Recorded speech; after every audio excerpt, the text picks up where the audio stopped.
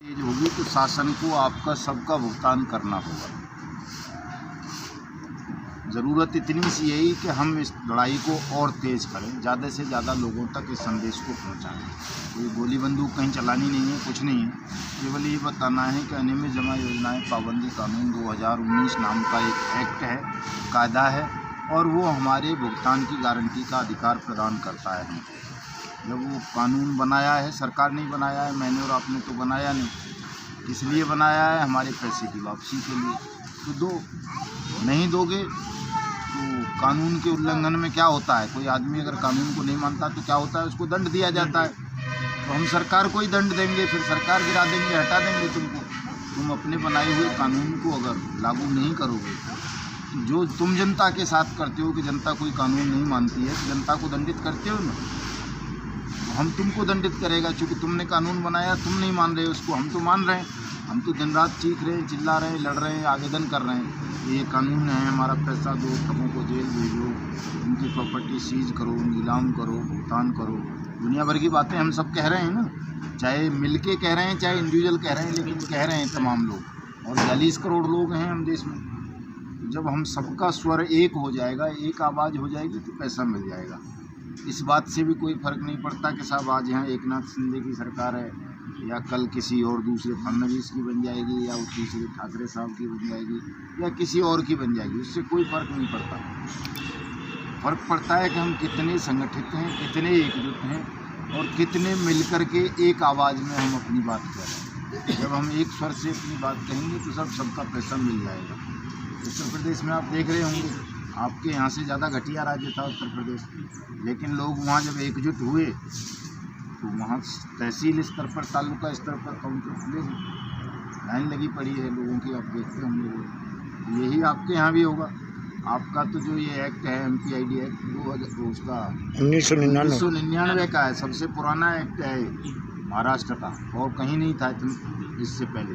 RTI act सबसे पहले महाराष्ट्र में लागू हुआ था, MPID एक्ट सबसे पहले महाराष्ट्र में बना, और यहाँ इसकी अनुपालना नहीं हो रही है। क्यों नहीं हो रही है? चूँकि जागरूकता नहीं है, हम लोग अवेयर नहीं हैं, एकजुट नहीं हुई, हमने कोई मजबूत संगठन बना के कोई बड़ा आंदोलन नहीं चलाया। अब चला रहे हैं हम, अब तो हम मतदान के बहिष्कार की कहते हैं। अगर भुगतान नहीं हुआ तो हम मतदान का बहिष्कार करवाएंगे। और मतदान में अब समय कितना है? ज़्यादा नहीं है, 1 साल है।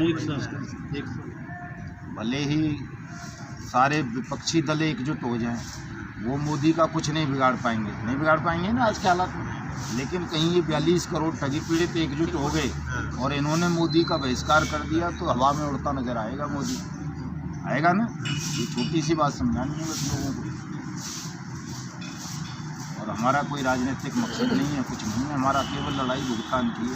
हमारा पैसा दे दो, हम कोई कर्ज नहीं मांग रहे आपसे, कोई लोन माफ़ी नहीं करा रहे, कोई कानून वापसी नहीं करा रहे, केवल ये कह रहे हैं कि जो हमारी मेहनत का पैसा है वो हमें इस कायदे के तहत वापस कर दो, जो कायदा आपने बनाया है। बस छोटी सी बात है, कोई गलत बात नहीं कर रहे, और ये माननी पड़ेगी, सबको माननी पड़ेगी। जो नहीं मानेगा उसका अंत हो जाएगा, सीधी सी बात। एक दिन ऐसा आएगा, अगर इन्होंने ये बात नहीं मानी तो मैं हूँ, आप हूँ, सब हूँ, सबके मन में एक क्रोध भर जाएगा, ज्वालामुखी फूट पड़ेगी, और उस ज्वालामुखी में ये सारे मर जाएंगे, जितने भी हैं, चाहे वो नेता हों, सांसद, विधायक, मुख्यमंत्री, प्रधानमंत्री, चाहे वो अधिकारी हों, या फिर वो हों जो जज वगैरह बैठे हुए हैं, जो हमारी बात नहीं सुन रहे।